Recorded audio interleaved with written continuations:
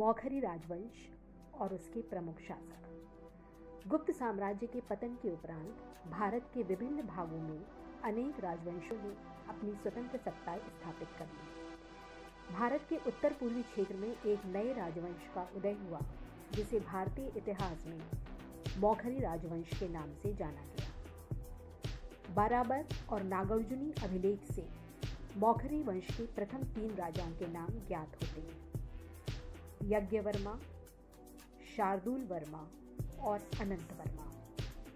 बिहार में गया से प्राप्त अभिलेखों के आधार पर माना गया कि मौखरियों की इस शाखा का उत्कर्ष गया के पास के क्षेत्र में हुआ था।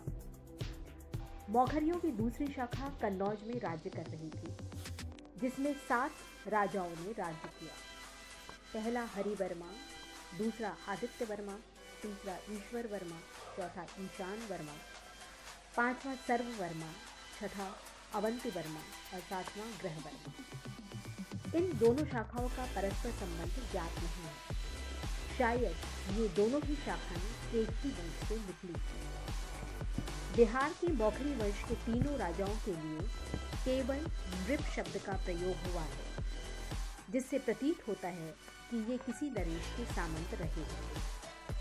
कन्नौज की मौखरी शाखा के पहले 3 राजाओं ने भी केवल महाराज की ही उपाधि धारण की, जो सामंत पद की सूचक है। कन्नौज शाखा की मौखरी नरेश ईशान वर्मा ने ही सबसे पहले महाराजाधिराज की उपाधि धारण की। प्रतीत होता है कि ईशान वर्मा ही वह पहला शासक था जिसने अपने वंश की स्वतंत्रता घोषित की थी, और ईशान वर्मा ही इस वंश का सर्वाधिक शक्तिशाली शासक भी हुआ।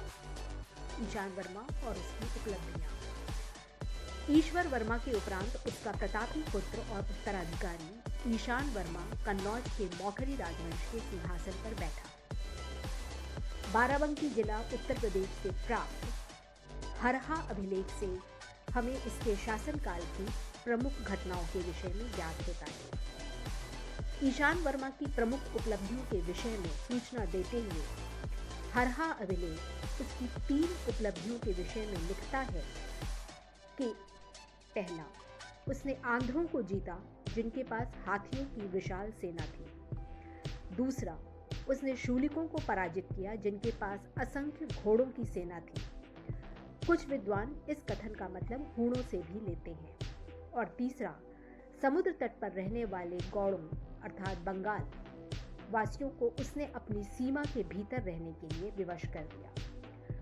हरहा अभिलेख में वर्णित उक्त आंध्र प्रदेश के नरेश या आंध्र नरेश संभवतः विष्णुकुंडी वंश का इंद्रवर्मन या विकेंद्र वर्मन या माधव वर्मन द्वितीय था, जिसे ईशान वर्मन द्वारा पराजित किया गया था। बृहद संहिता और मार्कंडेय पुराण के अनुसार उक्त अभिलेखों में वर्णित शूलिक जाति कलिंग के समीप रहती थी, जिन पर ईशान वर्मन द्वारा विजय प्राप्त की गई थी। 6वीं और 7वीं शताब्दी में गौड़ राज की राजधानी कर्ण सुवर्ण, जो मध्य बंगाल में स्थित थी, और जिनको ईशान वर्मन द्वारा उनके क्षेत्र में ही सीमित कर दिया गया था। हरहा अभिलेख के आधार पर मौखरी राजवंश का जो शाखा कन्नौज पर राज्य कर रही थी, उसका सर्वाधिक शक्तिशाली और प्रतापी शासक ईशान वर्मा ही हुआ।